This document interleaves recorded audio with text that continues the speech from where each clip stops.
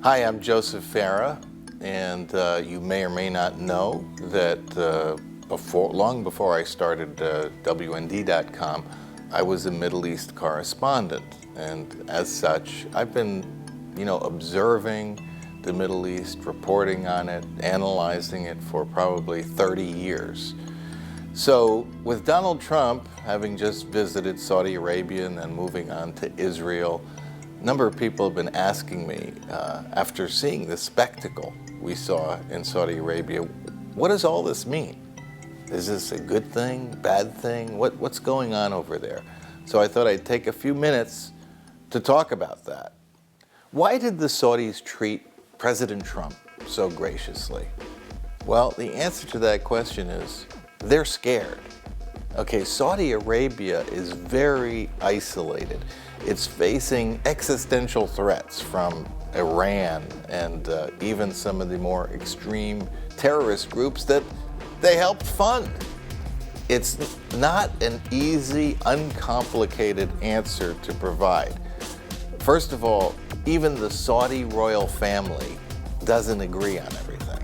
Some of them are, prone to supporting terrorism. Others are not.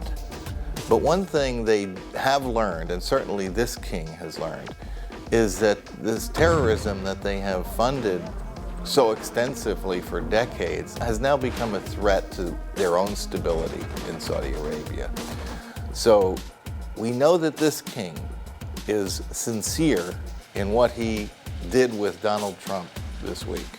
We know that he has come to the conclusion that they need the United States of America, they need to have them at their back because, number one, they're facing a nuclear threat from Iran. They're already involved in a war in Yemen with Iran.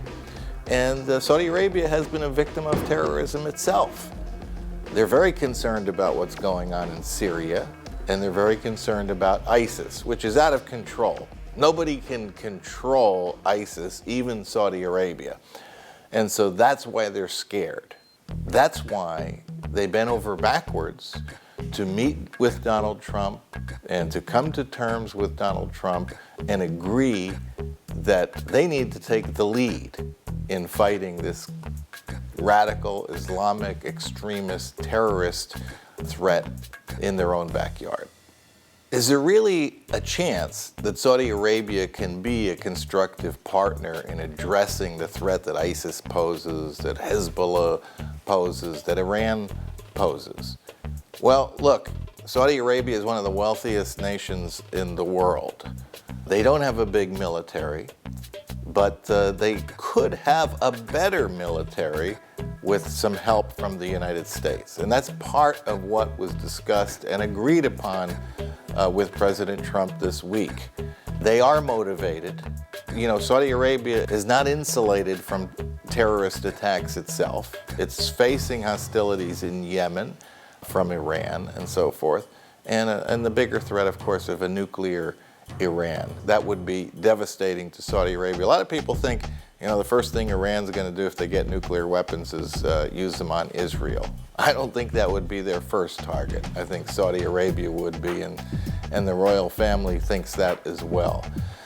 So they're interested in stability. Imagine you're among the wealthiest people in the entire world. What do you want to protect? You want to protect your life and your wealth. And that's what this is about. And I do believe they have the motivation to fulfill the agreements that they made with President Trump this week. Should Saudi Arabia be trusted? Well, the answer to that question can go back to what Ronald Reagan said when people asked him, should we trust the Soviet Union? He said, trust but verify. And that's the secret with working with Saudi Arabia. Look, Saudi Arabia was behind the funding of the 9/11 attack on the U.S. Okay, elements within Saudi Arabia funded that devastating attack on the World Trade Center, the Pentagon, and so forth. So, we don't go into a relationship with Saudi Arabia thinking that they're a bunch of innocents and that that we align with them our interests completely align. That's not the case. But we also can't ignore that we have common interests. And that's what this Trump agreement tried to seek out, is where do we have common ground with Saudi Arabia?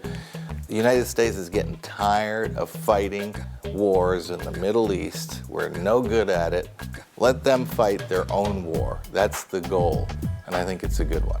How can we measure the success of this foray into international diplomacy that Donald Trump made this week? Well, I think when you look at the reaction from Saudi Arabia, and you look at the differences between this meeting and, say, one that George W. Bush had, or one that Barack Obama had, there are stark differences between what you saw. You saw in this case, they rolled the red carpet out 100%. Donald Trump wasn't bowing to the king of Saudi Arabia. On the other hand, Saudi Arabia, the king there was giving the highest award that the country has to give to the President of the United States. And this is good. You also didn't see, like we saw with Barbara Bush going in with their veil over her head. You saw Melania Trump and Ivanka Trump and all the other women in the U.S. delegation not wearing any covering. Why should they? They don't believe in that. And Saudi Arabia showed its respect for our customs and our ways by even shaking the hands of the women who were part of the delegation. Isn't that nice? Isn't that nice to see? It's a two-way street. The difference is that most of Donald Trump's predecessors who visited Saudi Arabia, and I'll go back to Jimmy Carter. The Saudis knew that Jimmy Carter was coming with his hand out. And when Jimmy Carter left office, he was given millions of dollars by Saudi Arabia. In other words, our president was on the take. He was doing the bidding of Saudi Arabia. We can go to George H.W. Bush. What did he get after he left office? A fortune given to him by Saudi Arabia. Bill Clinton, what did he get? A fortune given to him by Saudi Arabia after he left office. George Bush, same thing. Barack Obama, too early to tell. I don't know if he's gotten any money, but I bet it's coming soon enough. And so our presidents of the past, with the exception of Ronald Reagan, who didn't take any money from the Saudis, there's been this relationship where the Saudis feel like they own these guys and they can get what they want rather than the American people getting what they want and what's best in their best interest. So that's the big difference. They knew that Donald Trump didn't need any money from the Saudis. Okay, he was coming there as a strong leader of America, representing the American people's best interests and seeking that common ground I talked about earlier between American interests and Saudi interests. And I think it was a home run, any way you look at it.